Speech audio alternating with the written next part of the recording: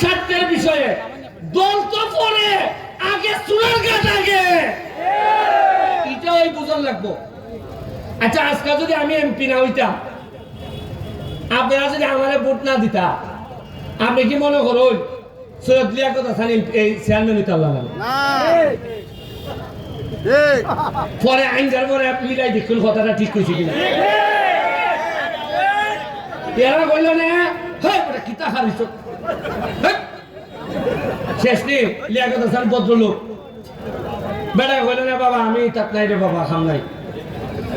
মানছে শোনা গেলে মানছে যখন বুঝতে পারছে বেটা একটা নৌকা দিয়ে ভালো এই এমপি যে তো বানাই নিছি উপজেলা চেয়ারম্যান আমরা ভালো বানাইছি।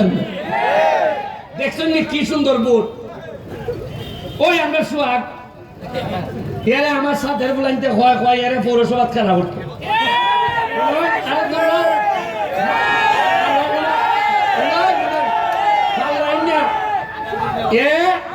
আমি এরা কইছি পৌরসভা না তুমি এমপি তুই খালি যাও।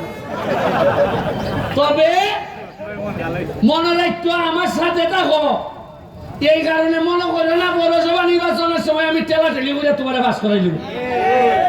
যাও খামলা দাও, প্রতিটা মানুষের করে করে যাও, মানুষের গিয়ে সালাম করো, খাম করো, হৃদয়ে খুশি করো, তাহলে আমি সুমানো তোমার আটকাইতে পারতাম না, তুমি না তৈরি ভাই।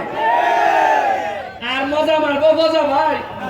আর এরা খালি বইটা ভাই এটা ব্যারিস্টার সুমনের আমলে হইতো না। শ্রম দিবা নেতা হইব, যে আরেকবার যদি তোমার থেকে বালা শ্রম দেয় সে নেতা হইব। নির্বাচন তফসিল ঘোষণার সাথে সাথে আমি ব্লক আমি কোনো হামে করতে পারতাম না। আমি বইয়া দিছি তুমি আমার লোক, তুমি পৌরসভা আমি কোনো ধরনের প্রভাব বিস্তার করতাম না, কেউ করবার লেগে দিতাম না। পৌরসভার মানুষ যারা ভালো ভালো করবে তারই পৌরসভার নেতা। আপনারা বাথরুমের কথা কইছে মর্তুজ ভাই, না মর্তুজ ভাই তো কইছে